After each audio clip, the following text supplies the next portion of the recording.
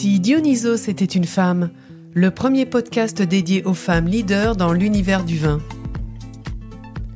Ensemble, découvrons le parcours exceptionnel d'une femme inspirante, d'une femme puissante, en toute authenticité. Bienvenue et belle écoute. Aujourd'hui, mon invitée est Marion Martinez, fondatrice et co-associée du cabinet de conseil RSE Rupture Engagée. Dans l'univers du vin, pas forcément, mais ses clients touchent tout secteur d'activité. Alors vous me direz, mais quel est le lien ? Le lien, c'est moi, voilà, on va dire ça comme ça. Alors dans cet épisode, Marion partage avec nous son parcours surprenant, marqué par une prise de conscience personnelle et professionnelle. Ancienne catastrophe environnementale autoproclamée, son déclic pour la préservation du vivant l'a transformée, l'amenant à adopter un mode de vie plus respectueux de la planète et à s'engager pleinement. Nous parlerons de son projet créatif Lettres de rupture, une initiative pleine d'humour et de symbolisme qui met en lumière les sacrifices nécessaires, mais aussi les alternatives positives. Projet qui fut la genèse de la création de l'entreprise Rupture Engagée. À travers ses expériences et ses débuts dans l'industrie du tourisme, à la création de son propre cabinet de conseil, Marion illustre comment une prise de conscience peut non seulement changer une vie, mais aussi inspirer un changement collectif. Alors plongez avec nous dans l'univers passionnant de cette jeune entrepreneuse engagée et inspirante pour comprendre comment elle a fait de ses valeurs un moteur entrepreneurial. Bonjour Marion. Bonjour Aurélie. Merci de me recevoir à La Rochelle, youpi, dans les bureaux de Rupture Engagée. Merci à toi pour ton invitation pour ce podcast. Alors écoute, je serais ravie que tu te présentes pour nos auditeurs, s'il te plaît. Écoute, avec plaisir. Bonjour les auditeurs. Donc, je suis Marion Martinez. Je suis effectivement la fondatrice co-gérante de Rupture Engagée, qui est une société de conseil en RSE située à La Rochelle. Alors, tu as grandi dans la banlieue parisienne, donc tu n'es pas rochelaise, et pourtant, du coup, tu étais loin de la nature, loin de tout ça, et ton parcours, donc tes études ont été dirigées plutôt vers le tourisme, et tu as complètement basculé. Tu peux expliquer ce qui s'est passé ? Oui, effectivement. Donc, j'ai grandi à Colombes dans le 92, plutôt assez éloignée des préoccupations environnementales. Et puis après le bac, je ne savais pas trop vers quelles études me diriger, comme beaucoup de jeunes. Je savais juste que j'aimais beaucoup voyager, que j'étais douée en langues étrangères. Donc, j'ai commencé à étudier le tourisme. Voilà, tout s'est bien passé durant ces 3 ans d'études, si ce n'est que j'ai pris conscience que l'industrie touristique avait un impact assez catastrophique, assez fort sur l'environnement, sur la nature, mais aussi sur les conditions sociales de certains pays. Je pense notamment, par exemple, à une expatriation académique au Mexique où certains prix sont affichés en dollars et pas en pesos, tellement l'influence américaine est forte. Et je me suis dit, mince, c'est pas du tout dans ce genre de tourisme que je souhaite travailler, c'est pas à ça que je souhaite contribuer. Et c'est là, finalement, en 2012, où j'ai eu un petit peu cette claque et cette prise de conscience de l'impact de nos industries, de l'impact de nos choix de consommation aussi individuels. Et c'est comme ça que j'ai réorienté mes études avec un master en développement durable, RSE et protection de l'environnement, dans l'objectif à la base de travailler dans le tourisme durable. Et puis finalement, je me suis rendu compte que ça concernait toute entreprise de tout secteur d'activité. D'accord. Et donc, tu as 32 ans ? 31. 31, oh pardon. Ne vieillis pas. Pas encore. Donc, Oui. Tu as 31 ans et tu as créé la société en quelle année ? Je l'ai créée fin 2019. Alors, après mes études, pour la petite histoire, j'ai fait mes études à La Rochelle. Donc, je suis à La Rochelle depuis 2012. Maintenant, je me considère vraiment rochelaise. Sauf que quand j'ai quitté les études, à la fin de mes études, c'était pas facile du tout à l'époque de trouver un travail en lien avec la RSE et le développement durable, parce qu'il y avait très peu d'offres, et encore plus difficile d'en trouver un en province. Donc, j'ai été contrainte de retourner vivre à Paris, mais ça m'a quand même permis de bosser pour 2 acteurs de référence en RSE, qui sont le label Lucie, qui est un label français créé en 2007 pour labelliser les entreprises qui sont engagées. Et j'ai aussi travaillé pour la société Ecovadis, qui s'occupe d'évaluer et de mesurer les démarches RSE des fournisseurs et des grands comptes. Et donc, ces 2 expériences-là ont quand même été très, très enrichissantes, mais c'était toujours à Paris. Et à l'époque, le télétravail ou le travail en full remote, c'était pas si populaire que ça. Et moi qui voulais retourner vivre à La Rochelle, je me suis dit, écoute Marion, si tu veux vivre à La Rochelle, si tu veux travailler de manière très alignée à tes valeurs, et puis en plus de ça, te lancer un petit défi, autant créer ta société à La Rochelle. C'est ce qui te permettra d'aligner tes convictions à tes actions et de revivre au bord de l'océan. Donc, j'ai quitté Ecovadis fin 2019 et Rupture Engagée a été créée début 2020. Très bien, dans une période en plus un peu compliquée, on va dire. Et donc, je disais en introduction, si je ne me trompe pas, ce sont les lettres de rupture qui t'ont permis justement d'aller t'affranchir et de devenir entrepreneur. Tu peux expliquer cette genèse, s'il te plaît ? Oui, bien sûr. Alors, les lettres de rupture, c'est un projet que j'ai mené en parallèle de mes fonctions chez Ecovadis. En fait, pour la petite anecdote, quand j'ai eu ma prise de conscience sociale et environnementale, j'ai changé beaucoup de choses dans ma vie. Beaucoup, beaucoup de choses. Par exemple, je suis devenue végétarienne presque du jour au lendemain alors que je n'avais jamais mangé un fruit ou un légume de ma vie. Ça, c'est encore une autre histoire. J'ai énormément diminué mes transports en avion, etc. Et quand je racontais à mes proches, aux inconnus que, par exemple, j'étais devenue végétarienne, on me disait « Oh là là, mais moi, je pourrais jamais, j'aime trop la viande. » Et je leur disais « Mais moi aussi, j'aime trop la viande. C'est pas que je n'aime plus la viande, ce n'est pas que j'aime plus les tomates en hiver, ce n'est pas que j'aime plus les bains, ce n'est pas que j'aime plus les voyages, c'est que j'ai pris conscience que mon comportement avait un impact très négatif sur l'environnement et que j'ai décidé de quitter, d'abandonner certains comportements, non pas parce que je ne les aimais plus, mais parce que je n'étais plus alignée avec eux. » Donc j'ai commencé à écrire des lettres de rupture, un peu rigolotes effectivement, un peu imagées, en disant par exemple cher bain, nous avons passé des nuits très chaudes, toi et moi, je t'aime et je te quitte, adieu le bain. Et puis j'ai rendu ce projet public et j'ai collecté environ 200 lettres de rupture de personnes qui, elles aussi, se sont engagées à quitter des comportements, non pas parce qu'elles ne les aimaient plus, mais par conviction personnelle et écologique. Voilà le projet des lettres de rupture. Et au départ, Rupture Engagée, c'était plutôt du B2C, c'est-à-dire que tu voulais être plus proche des particuliers et les amener à avoir un comportement plus éco-responsable. Exactement. Donc, vu que mon petit projet de lettre de rupture a bien fonctionné, j'ai créé le site internet Rupture Engagée, c'est pour ça que ça s'appelle comme ça. Et je me suis dit, tiens, je vais quitter mon CDI, quitter Paris, et puis je vais créer une société d'aide à la transition écologique pour les particuliers. Donc, j'ai d'abord créé un contenu de formation à suivre en ligne pour lever les 5 excuses que l'on se trouve et qui nous empêchent de passer à l'action. J'ai quand même pas mal bossé dessus, je l'ai créé, déployé, mais je ne l'ai pas vendu. Voilà, c'était mon premier gros fail entrepreneurial, mon petit échec qui m'a permis de rebondir après. Mais effectivement, à la base, Rupture Engagée, c'était une société d'accompagnement pour les particuliers.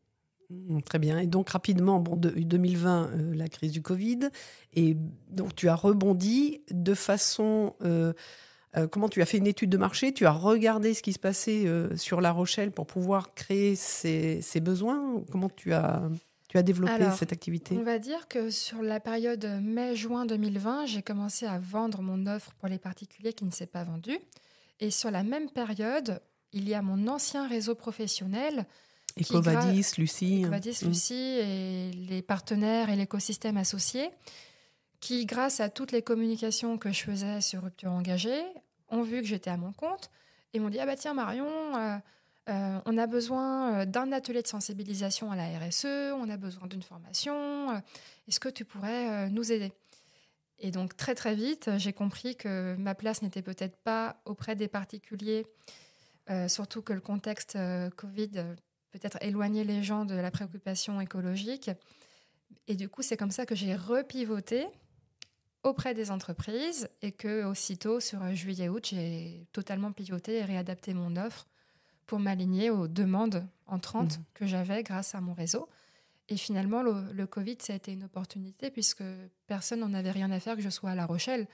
On travaillait en visio, ça se passait très bien et c'est finalement ça qui m'a permis de me lancer facilement.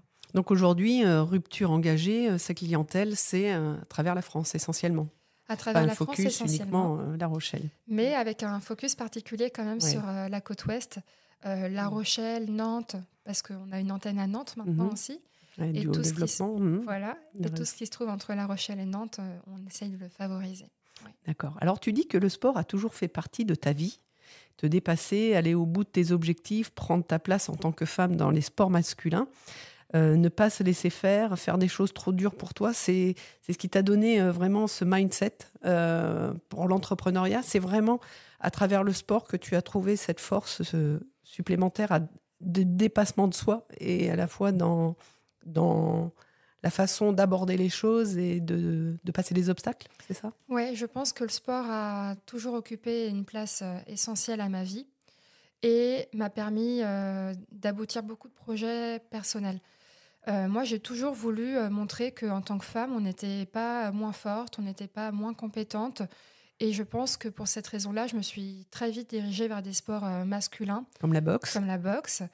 Donc, je les ai à peu près toutes faites, hein, boxe anglaise, boxe française, boxe thaï, kickboxing, MMA, JJB. Enfin, vraiment, c'est une passion pour moi. Je précise que Marion est vice-championne Nouvelle-Aquitaine en 2024. Félicitations. Ouais, merci, en boxe française.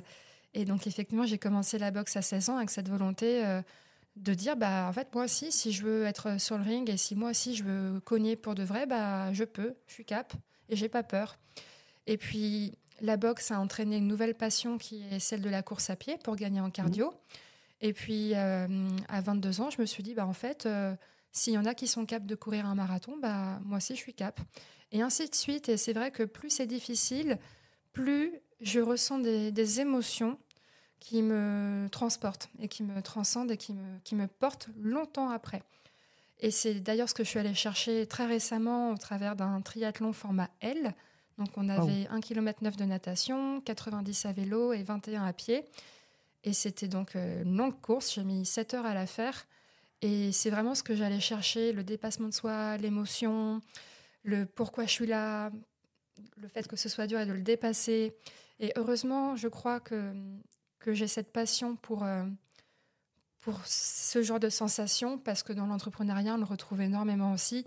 C'est quand c'est dur que ça commence, finalement, l'entrepreneuriat. Parce que si on s'arrête dès que c'est difficile, on s'arrête tout de suite, en fait. Surtout au début, où c'est très, très difficile. Et je pense que être entrepreneur, c'est dur. Et être entrepreneur dans le climat, dans la RSE, c'est très, très dur aussi, parce qu'on est face à des sujets graves, essentiels. Faut pas baisser les bras. Faut pas baisser les bras. Et parfois, on est confronté à des personnes qui font ça par obligation ou qui ne font pas ça du tout, encore pire. Et du coup, il faut vraiment s'accrocher très fort à son pourquoi et à la force que l'on peut trouver en soi pour dépasser les difficultés, parce qu'il y en a beaucoup. On va revenir justement sur les valeurs. Je voulais préciser, puisqu'on reste un peu dans le sport et le dépassement de soi, en 2019, tu as fait une transatlantique. Et là, c'est à ton retour que tu as réfléchi aussi à rupture engagée, c'est ça, je me trompe? Qu'est-ce que t'as apporté vraiment cette transatlantique? Effectivement, la transatlantique, c'était la période pile poil entre Ecovadis et le lancement de mon offre qui a fait un plouf, un gros flop. La transatlantique, elle m'a apporté... alors, pour la petite anecdote, j'étais jamais montée sur un voilier à ce moment-là. J'ai fait une transatlantique sans savoir qu'un voilier s'agitait, que ça pouvait être très penché. Donc, c'était l'aventure. Et ça m'a finalement apporté la confirmation qu'il ne faut pas attendre d'être prêt pour se lancer. Il ne faut pas attendre d'être sûr. Il faut suivre parfois son intuition. Ça m'a aussi apporté le fait que on peut peut-être me décourager ou me dire non, fais pas ça, c'est dangereux. Mais ce n'est pas une raison suffisante pour m'empêcher de vivre mes rêves et de peut-être faire des erreurs parfois, mais au moins de me lancer. Et ça m'a apporté surtout cette reconnexion à la nature que j'aime, que je cherche, et des émotions de solitude et de plénitude en même temps. C'est très bizarre parce qu'on est tout seul au milieu de rien. Ça fait un peu peur, mais en même temps, on a tout ce qu'il faut pour être en sécurité. Tu n'étais pas en équipage? Si, heureusement. Oui. Il y avait un couple, un skipper et sa femme. Et on était partis à 3 bateaux, donc on se suivait en plus. Alors, il y a un côté rassurant, mais oui, je comprends, quand tu dis seul, c'est quand même seul au milieu de l'océan. Oui, parce qu'à un moment donné, on est à 3000 km des côtes à gauche, 3000 km des côtes à droite, et puis s'il y a un problème, il n'y a personne qui vient nous chercher, on est trop loin. Donc c'est impressionnant. Mais c'était une aventure unique. Je ne sais pas combien de personnes sur Terre ont eu la chance de faire une transatlantique, mais je me sens extrêmement privilégiée et chanceuse d'avoir pu vivre ça. Très intéressant les paroles que tu viens de dire aussi de ce dépassement de soi à travers le sport, d'aller chercher plus loin. Toi, à travers le sport, justement, tu as trouvé cet équilibre au niveau de l'entrepreneuriat. Et ça, ce sont des messages intéressants et importants pour nos auditeurs et auditrices. Il y a une phrase que tu as dite: s'il était possible de quitter le navire en pleine tempête, jamais personne n'aurait traversé l'Atlantique. Qu'est-ce que ça t'inspire vraiment ? Alors, c'est une phrase que j'ai lue quelque part, je ne me rappelle plus de l'auteur, mais effectivement, ça m'inspire un petit peu la concrétisation de ce que je ressens aujourd'hui. Et encore plus, maintenant que j'ai fait une transat, je me rends vraiment compte de ce que ça veut dire. Parce que vraiment, si j'avais pu descendre du bateau, peut-être que je serais descendue, j'avais très peur. C'était génial, mais j'ai eu peur. Et donc finalement, le fait de tenir bon, de ne pas avoir le choix que d'avancer, c'est là où se passe finalement la magie des opportunités et la magie des réussites aussi. Donc moi, ce que j'aime bien me dire, c'est que c'est pas parce que c'est dur qu'il faut s'arrêter. Alors, parfois, il y a des penchants, c'est-à-dire que parfois, c'est trop dur, je m'arrête pas et je me blesse, ou bien je suis épuisée. Donc, il faut quand même, malgré tout, trouver le juste milieu. Mais je pense que la ténacité, c'est une valeur que j'essaye d'incarner et de porter. Et la chance sourit aux audacieux. Donc, on va dire que l'audace, c'est une force aussi qui permet la concrétisation de projets. En plus. Je pense parce que quand j'ai créé ma société, j'avais 26 ans et demi. Je me suis pas dit, t'as que 26 ans, t'es une nana, t'as jamais rien créé avant, tu vas débarquer dans une ville et tu vas tout commencer de zéro. Je me suis pas dit que c'était courageux. D'ailleurs, souvent, on m'a dit « Ah, Marion, t'es courageuse ». Et je leur disais « Mais il m'aurait fallu encore plus de courage pour rester à Paris, dans mon CDI, dans un cadre qui ne me correspondait pas. » Donc, effectivement, je ne sais pas si c'est de l'audace, du courage ou de l'inconscience, mais en tout cas, j'ai envie, j'y vais. C'est magnifique. J'aime beaucoup ce que tu dis. Ça rejoint vraiment ce panache, en fait, je pense, dans l'entrepreneuriat ou dans tout projet que l'on a envie d'aborder. Effectivement, la petite pointe d'audace avec cet instinct féminin nous propulse parfois à nous dépasser. Et ce sont des forces que certaines femmes oublient aujourd'hui. Allez, il faut franchir le pas, il faut y aller. Et puis avec le sourire et avec l'envie, on arrive à tout dépasser. C'est un peu ça. C'est clair. Et puis moi, j'ai un driver, c'est quand on me dit t'es pas cap, ou t'es pas assez forte, ou t'es pas assez ceci. Ah bon ? Tu vas voir. Je vais te montrer si je suis pas cap. J'ai une question. Est-ce que dans ta famille ou ta famille est-elle entrepreneur ? Est-ce que vous avez des chefs d'entreprise ? Non, pas du tout. J'ai une maman prof d'anglais et un papa qui est cadre à la SNCF. Donc l'entrepreneuriat, je crois que ça a été un doux mélange entre fonce, c'est chouette, et oulala, c'est risqué, dans quoi tu te lances. J'ai eu un soutien, évidemment, mais c'était pas peut-être ce qu'ils auraient voulu aussitôt pour moi, je sais pas. Tu as dit lors d'un entretien, tant qu'on avance avec son cœur et en alignement avec ce que l'on croit et qui l'on est, on trouve toujours des solutions pour pouvoir avancer malgré les hauts et les bas, ce qui caractérise l'entrepreneur. C'est aussi une recette, en fait, pour entreprendre. Ouais, je pense que les hauts et les bas, déjà, ça fait partie de la vie, évidemment, mais ça fait vraiment partie de l'entrepreneuriat. Et puis, il faut juste accepter, finalement, si on compare ça un petit peu à l'océan et aux vagues, il faut juste accepter que parfois, on est en haut de la vague et c'est chouette, on surfe, tout va bien. Puis tout d'un coup, la vague se casse et là, on est dans un gros n'importe quoi, où on se sent bousculé, un petit peu malmené. Mais tout finit par passer tout le temps. Et il faut forcément passer par ces phases de creux, de difficultés, pour ensuite ressortir la tête de l'eau, se réadapter et retrouver des nouvelles solutions. Donc je pense que les hauts, les bas, il n'y a pas un seul entrepreneur qui ne se reconnaîtra pas là-dedans. À mon sens, ça fait partie du jeu. Le leadership, on en parle finalement dans cette conversation. Quel conseil, toi, donnerais-tu à des jeunes qui souhaiteraient justement se lancer dans un domaine en particulier, mais pour devenir leader en soi ? Qu'est-ce que tu donnerais comme conseil ? Alors, je dirais de se lancer tôt. Parce qu'on n'a jamais fini de progresser, on n'a jamais fini d'apprendre. Et le plus tôt on se lance, le plus tôt on se donne la chance de rater, puis de réadapter, puis de re-rater, puis de réadapter jusqu'à trouver ce qui fonctionne. Je pense aussi, comme on l'a dit un petit peu tout à l'heure, que, entre guillemets, ce qui vient du cœur n'est jamais une erreur. Et que si on arrive à aligner le courage avec ses compétences, on se dirige forcément, ou en tout cas probablement, vers quelque chose qui fonctionne. Donc je dirais aux jeunes, aux jeunes femmes qui nous écoutent de se lancer, quoi, et de se risquer aussi. Et c'est peut-être comme ça. Et c'est peut-être aussi en assumant ses erreurs et en les partageant qu'on assoit son leadership, parce qu'on montre qu'on est quelqu'un de très humain, avec des émotions et avec une réalité qui fait que parfois c'est dur et que parfois on rate. C'est peut-être comme ça qu'on devient un leader aussi, c'est en montrant la vérité de ce que c'est que d'être dans notre vie. Concernant les femmes dirigeantes, tu as dit « on ose moins prendre cette place ». Qu'est-ce que tu veux dire par là ? Alors, sans vouloir rentrer dans des clichés de patriarcat avec la femme reste à la maison pour s'occuper des enfants, de la femme est moins payée que les hommes. Bon, sans rentrer là-dedans, il y a quand même des statistiques qui montrent qu'il y a beaucoup moins de femmes dirigeantes que d'hommes. Et pour la petite anecdote, sur le triathlon que j'ai réalisé le 21 septembre, on n'était que 40 femmes sur 400 participants. Ah, wow. Et je me dis, pourquoi on n'est pas moins capable ? Et dans l'entrepreneuriat, je ne connais pas le chiffre, mais on est moins de dirigeantes que de dirigeants. Et moi, ça vient me poser question, en fait. Est-ce que c'est parce que on a moins envie ? Je ne vois pas pourquoi on aurait moins envie. Est-ce que c'est parce qu'on nous donne moins les moyens ? Peut-être. Mais est-ce que c'est pas parce qu'on croit moins en nous que certaines autres personnes qui n'attendent pas d'être prêtes pour se lancer et qui n'attendent pas l'autorisation des autres pour se lancer ?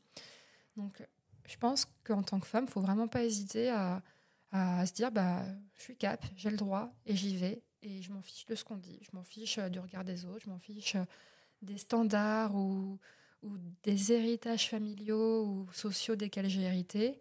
J'ai envie, j'y vais, là encore. Je pense qu'il y a aussi une petite part de culpabilité, surtout pour les femmes qui sont déjà mamans, de se dire je dois laisser les enfants, je dois laisser la famille, et du coup, moins de temps. Après, effectivement, dans le podcast « Si Dionysos était une femme », j'ai souvent des entrepreneurs qui, justement, expriment leur capacité à conjuguer l'ensemble. Et tout le monde trouve sa part. Les enfants ont un bel équilibre, le conjoint un bel équilibre, et les enfants aussi. Donc, il est en tant qu'entrepreneur aussi dans ces démarches. Je voudrais rebondir justement sur ton implication hors cadre de Rupture Engagée, où tu es au sein d'une commission, d'un club à La Rochelle, commission RSE. Est-ce que tu peux en parler, s'il te plaît ? Oui, c'est ça. Écoute, à La Rochelle, il y a plusieurs clubs de dirigeants et d'entrepreneurs, dont le club La Rochelle Entreprise, dont je fais partie. On est un petit groupe de motivés à représenter la commission RSE du club. Donc l'idée, c'est de proposer des événements engagés aux adhérents, aux différents dirigeants qui sont adhérents au club La Rochelle Entreprise, et de les sensibiliser à l'impact qu'ils peuvent avoir au niveau perso et aussi au niveau de leur activité. D'accord. Et tu es également bénévole. Donc, tu arrives à trouver du temps entre le sport, la gestion de l'entreprise, et puis tu es bénévole à Vélo Sans Âge. Oui, à Vélo Sans Âge, c'est une association nationale qui me tient à cœur. C'est une association qui promène les personnes âgées ou les personnes en situation de handicap à vélo. Alors, en fait, il faut imaginer un vélo triporteur, c'est comme ça que ça s'appelle, où nous, on est assis sur le vélo, l'animateur, et devant, il y a une sorte de petite de siège, en fait, où on peut asseoir les personnes âgées. Donc, moi, je fais ça en partenariat avec un EHPAD de La Rochelle, et on promène ces personnes qui ne peuvent plus se déplacer sur le Vieux-Port, dans les parcs de La Rochelle. Et moi, ça me tient à cœur parce que je trouve que les personnes âgées sont parfois énormément exclues de nos sociétés. On les invisibilise. Et puis, je pense que, vu que le sport occupe une place super importante dans ma vie, si je peux leur faire profiter d'une balade à vélo, je me dis que c'est génial. C'est génial parce qu'elles revoient la mer. Enfin, ces personnes revoient l'océan alors que ça faisait des années qu'elles ne l'avaient plus vu. Elles sentent le vent dans leurs cheveux. Enfin, je trouve que cet assaut, elle est ça très réveille chouette. des sens, et du coup, ça leur donne quelques jours de soleil en plus, elle rayonne davantage grâce à ton action. Grâce à l'action de beaucoup de bénévoles qui font partie de l'association, ouais. Donc c'est une question d'organisation, toujours pareil, gestion du temps. Je ne vais pas dire que je fais ça tout le temps, mais j'essaye de le faire une fois par mois. Et je préfère me dire que j'ai pas beaucoup de temps, mais je le fais quand je peux, plutôt que de ne pas le faire du tout. Parce qu'en leur donnant ce temps précieux et du coup une parenthèse dans leur EHPAD, toi également, ça t'apporte, ça t'enrichit ? Ouais, ça m'enrichit énormément parce que déjà, c'est l'occasion pour ces personnes de parler. Souvent, elles ne reçoivent pas forcément beaucoup de visites, elles sont un peu isolées, donc et blablabla, et blablabla. Et puis, parfois, ça chante, ça rigole. Donc oui, ça me fait plaisir de rendre service. Égoïstement, ça me fait plaisir de faire du vélo à La Rochelle aussi. C'est une activité qui me fait plaisir. Et je pense que tout le monde est content, donc je m'y retrouve, ils s'y retrouvent, l'EHPAD aussi, les familles aussi. Et c'est vrai que j'aime beaucoup faire ça, ouais. Mais écoute, c'était vraiment une parenthèse très intéressante. On va finir par des notes légères. Alors, tu as dit que tu as un morceau de musique que tu aimes bien, qui est super vitaminé pour toi, c'est Survivor. Ouais, d'accord. C'est la chanson un peu girl power. Je ne sais plus exactement. Si je sais de quoi ça parle, c'est une nana qui dit je suis une survivante, j'ai pas besoin de toi. Je pensais que j'allais être pauvre, mais je suis riche. Je pensais que j'allais être triste, mais je rigole tout le temps. Et finalement, cette chanson, c'est vraiment girl power à fond. Elle me motive énormément et je crois qu'en ce moment, je commence tous mes footings par cette chanson. Donc, elle te suit à chaque pas. Super. Bon, merci beaucoup, Marion, pour cet échange très intéressant. Évidemment, chers auditeurs, si vous voulez suivre Marion, vous pouvez sur LinkedIn et également www.ruptureengagée.com. Voilà. Et je voulais terminer, est-ce que nos auditeurs peuvent également écrire des lettres de rupture ? Oui, j'en reçois encore quelques-unes de temps en temps. Donc, avec plaisir, on les rajoute à l'e-book. Comme toujours, je remercie mon invité pour la qualité d'échange et son authenticité. J'espère que vous avez apprécié, comme moi, les sujets abordés. N'hésitez pas à laisser vos commentaires. Alors, puisque vous avez aimé cet épisode, mettez plein d'étoiles pour plus de visibilité et partagez-le à au moins 3 personnes. Enfin, pour suivre l'actualité du podcast, Si Dionysos était une femme, à sa page LinkedIn et sur Instagram. Likez et partagez. Merci. À très vite.